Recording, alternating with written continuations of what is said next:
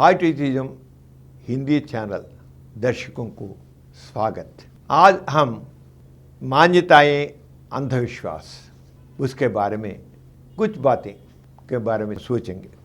हमारे समाज में कई प्रकार के अंधविश्वास हैं। ये अंधविश्वास पहले केवल मान्यताएं हैं, लेकिन उनमें साइंटिफिक नॉलेज, साइंटिफिक टेम्पर ना रहने के कारण वे अंधविश्वास बन गए। इसलिए हर व्यक्ति में साइंटिफिक नॉलेज, साइंटिफिक टेम्पर, शास्त्रीय विज्ञान एंड शास्त्रीय अवगाहन वेरी वेरी इंपॉर्टेंट। मैं इसके बारे में कुछ बातें आपके सामने प्रस्तुत करना चाहता हूँ। मान्यताएं, अंधविश्वास उसके बारे में मानेंगे। मनुष्य का अस्तित्व अपने विश्वास पर निर्भर करता है। विशेष रूप से समुदाय में लोगों के बीच बंधन और संबंध विश्वास पर आधारित होते हैं। ये मान्यताएं व्यक्ति के जीवन के अनुभवों और साक्ष्यों के आधार पर बनती है। इसके अलावा ये धारणाएं ही विश्वास का आधार बनती हैं। विश्वास अनुभवों, साक्ष्यों और धारणाओं से बनते हैं। ये सब कुछ मालूम है, लेकिन जिनमें मान्यताएं कब अंधविश्वास बन जाती हैं, इसके बारे में अब समझेंगे। ऐसा मानना गलत नहीं है, लेकिन जब वह विश्वास गलत साबित हो जाए तो वह व्यक्ति विश्वास से बाहर निकलना होगा। यदि आपके पास ज्ञान नहीं है तो झूठ भी सच लगता है। यह तो सच है। हम तो कई बातों को हमारे ज्ञान के प्रकार समझते हैं। कभी कभी हम क्या समझे, गलत साबित होते हैं। गलत साबित होने पर भी जिसको वो सच समझा उसको बदलना चाहिए, लेकिन उस भावना को बदलेगा नहीं। वो तो गलत है, तब भी वो सच ही समझता है। ऐसा गलत को भी सच समझना वह क्या हो जाता है, अंधविश्वास हो जाता है। यदि आपके पास ज्ञान नहीं है तो झूठ भी सच लगता है। कुछ लोगों के लिए कुछ मान्यताएं स्वतंत्रता की ओर ले जा सकती हैं, बोल्ड हो सकते हैं। भले ही वो जो मानते हैं वह सच नहीं है, फिर भी वो वास्तविक लग सकता है। जब बुद्धि और विवेक का प्रयोग नहीं किया जाता तो असत्य को भी सच समझ लिया जाता है। यदि हम ऐसे लोगों को बार बार समझाएं, ज्ञान बढ़ाएं और ज्ञान पैदा करने के लिए कहें तो संभव है कि उन्हें कुछ समय के लिए उन अंधविश्वास से छुटकारा मिल जाएगा। इसलिए हमारा कर्तव्य है कि जो सच है उसको बार बार उनको बताना चाहिए। नहीं तो कुछ व्यक्तियों को उतना ज्ञान नहीं होता, उनमें एक विषय पर सोचने का, इसे मंथन करने की शक्ति नहीं होती। उनको असली बात को, सच क्या है, उनको बार बार बताना है। एक ही व्यक्ति को नहीं, समाज को बताना है। समाज में कई प्रकार का अंधविश्वास हैं, कई लोग अंधविश्वास को पालन करते हैं। उन सबको, उन अंधविश्वासों के बारे में, ये अंधविश्वास है, सच है, आप असत्य को सच समझते हैं, ठीक नहीं है। सत्य है, सच के बारे में बार बार बताना होता है, हमारा सबका कर्तव्य है। धर्म अंधविश्वास की जड़ है। धर्म एक नशा है। कार्ल मार्क्स कहा, religion is a opium. Religion is a opium. धर्म एक नशा है। अच्छे अच्छे पढ़े लिखे लोग, वैज्ञानिक, इंजीनियर और डॉक्टर, चाहे कितने भी पढ़े लिखे ना हो, जब अंधविश्वास की बात आती है तो वे अपनी और जान को बंधक बना लेते हैं। डॉक्टर होगा, वो इंजीनियर होगा, साइंटिस्ट भी होगा, लेकिन जब अंधविश्वासों का पालन करना होता है, उसके बारे में प्रश्न करे के बिना वो विश्वास करता है। वो डॉक्टर होने पर भी, इंजीनियर होने पर भी, साइंटिस्ट होने पर भी वो अंधविश्वासी ही होता है। साइंटिस्ट को हमेशा प्रश्न करना, सत्य की प्रयाण करना होता है। इसका एक उदाहरण, श्रीहरिकोटा से अंतरिक्ष में रॉकेट लॉन्च करने से पहले रॉकेट के प्रोटोटाइप को तिरुपति पहाड़ी पर ले जाया गया और वहां भगवान के आशीर्वाद के लिए उनके चरणों में पूजा की गई। एक ही बार नहीं, कई बार ऐसा हुआ। श्रीहरिकोटा से रॉकेट को लॉन्च करते हैं, लॉन्च करने के पहले क्या करते हैं, उसका जो नमूना होता है उसको ले जा करके तिरुपति टेम्पल में उसे गार्ड के पैरों के पीछे रखकर इसको सक्सेसफुल जाने के लिए सहाय करो, ऐसा प्रार्थना करते हैं। क्या वे साइंटिस्ट होते हैं? लेकिन एक ही बार नहीं, हमेशा होता ही रहता है। यहाँ साइंटिस्ट भी अंधविश्वास में है। यह पढ़े लिखे लोगों के अंधविश्वास का अपमान है। यदि वैज्ञानिक रॉकेट ठीक से नहीं बनाएंगे तो चाहे पूजा अर्चना करे ले, वह ऊपर उड़कर नीचे गिरेगी। वो साइंटिफिकली नॉट फ्रेम, जरूर वो फेल हो जाएगा। चाहे कितने ही हजारों नारियल मारें, वह नीचे ही गिरेगा। इससे पता चलता है कि भगवान का आशीर्वाद कितना अंधविश्वासी और अधीन है। वैज्ञानिक की सफलता केवल उनकी शक्ति, देवी शक्ति नहीं है, वह केवल शक्ति है। वैज्ञानिकों की सफलता केवल उनकी शक्ति है, ये दैवी शक्ति नहीं है। यह समझो, कोई ईश्वर नहीं है, कोई दैवी शक्ति नहीं है कि लेकिन एक पढ़ाई लिखाई वाले धार्मिक रूप से, चूंकि ईश्वर दैवी शक्ति और दैवी कृपा की मान्यताएं अंतर्निहित हैं, इसलिए दैवी कृपा के अंधी आशा बन रहती है। चाहे वो उस धर्म के वैज्ञानिक हो या कोई और, इनका सबका मोल का नहीं है कि धर्म नशे का काम करता है, व्यक्ति को विचारहीन बना देता है, बुद्धि खो देता है, देवी चीज़ों पर आने पर से मूर्खतापूर्वक सोचता है, ईश्वर को सर्वोच्च मानता है। वो साइंटिस्ट हो, इंजीनियर हो, कोई भी हो, जो पारंपरिक प्रकृति में वो उनका आलन पालन होता है, उनका बुद्धि का विकास होता है, कितना भी साइंटिस्ट हो, वो अंधविश्वास उसका ऐसे में ही होता है।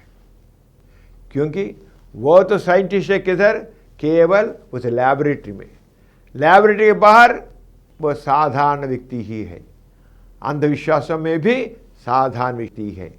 केवल लैबोरेटरी में, साइंटिफिक शॉप में, साइंटिफिक कर्मागार में वो तो साइंस के प्रिंसिपल प्रकार पर काम करता है।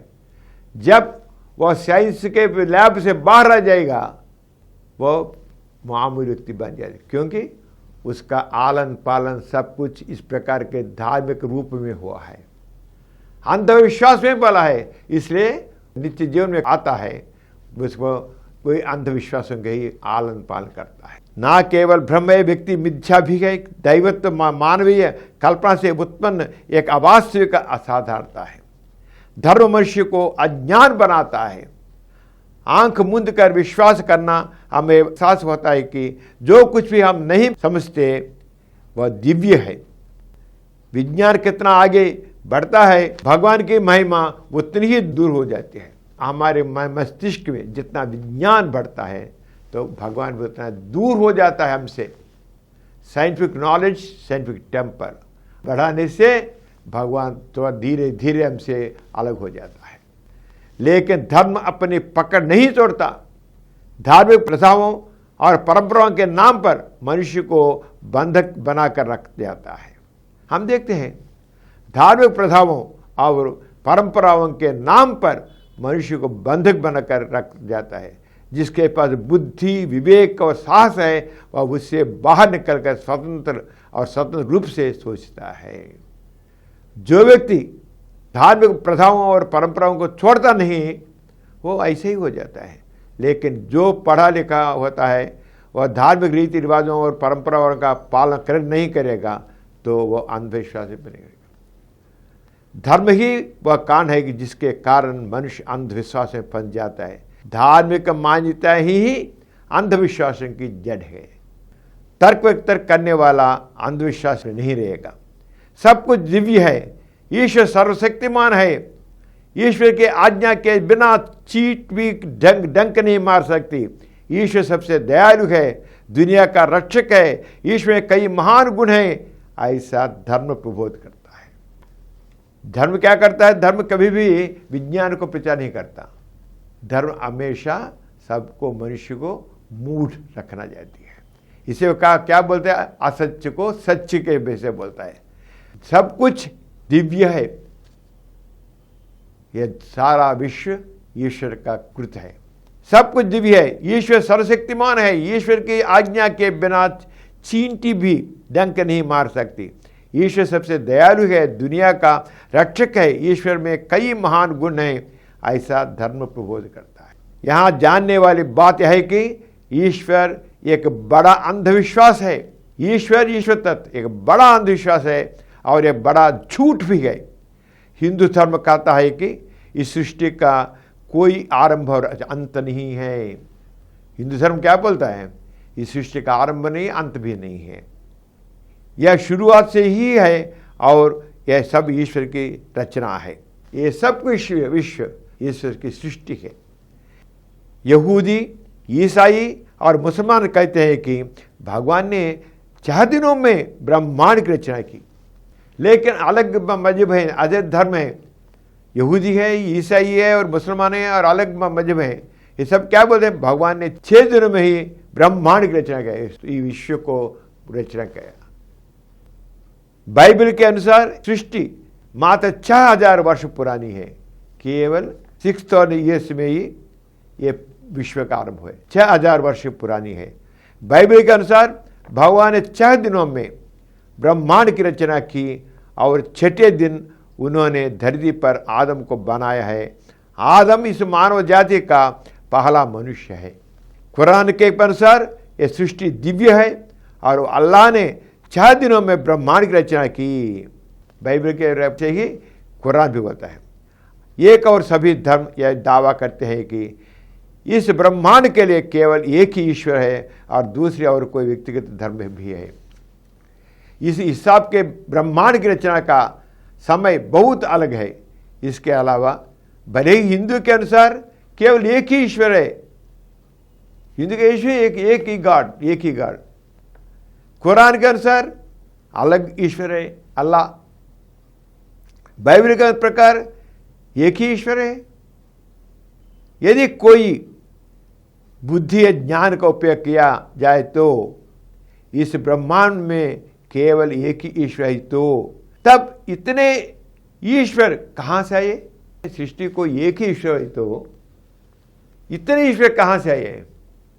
हिंदू का एक ईश्वर है, मुस्लिम का एक ईश्वर है, क्रिश्चियंस का और एक ईश्वर है।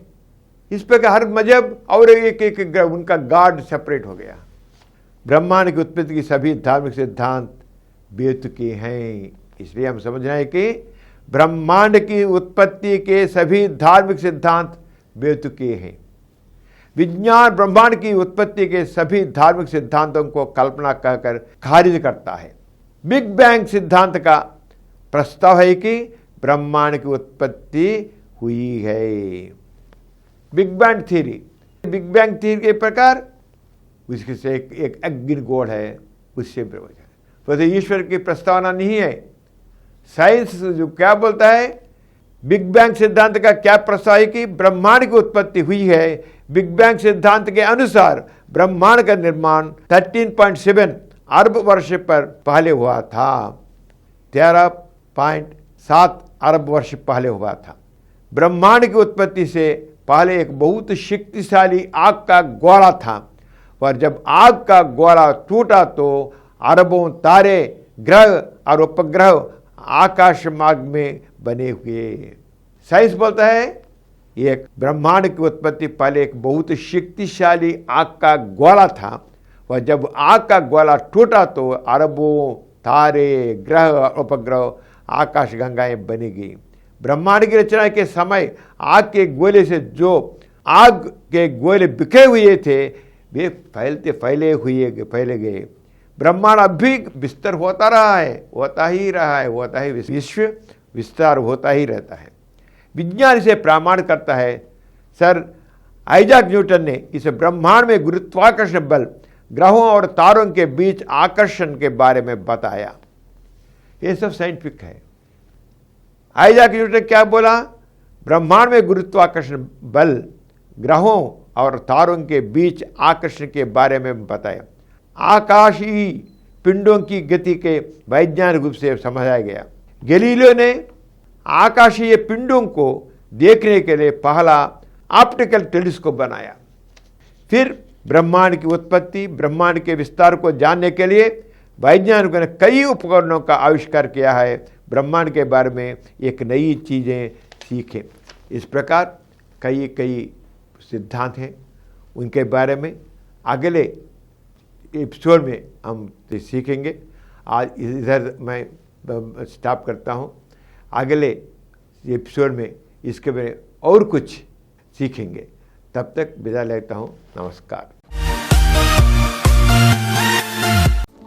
और कुछ वीडियो के लिए 20 करोड़ व्यूज प्राप्त किया समरन चैनल समर्पित पॉजिटिव एथीज़म हिंदी चैनल को सब्सक्राइब कीजिए, लाइक कीजिए, शेयर कीजिए और नीचे हुए घंटे के निशान पर दबाइए।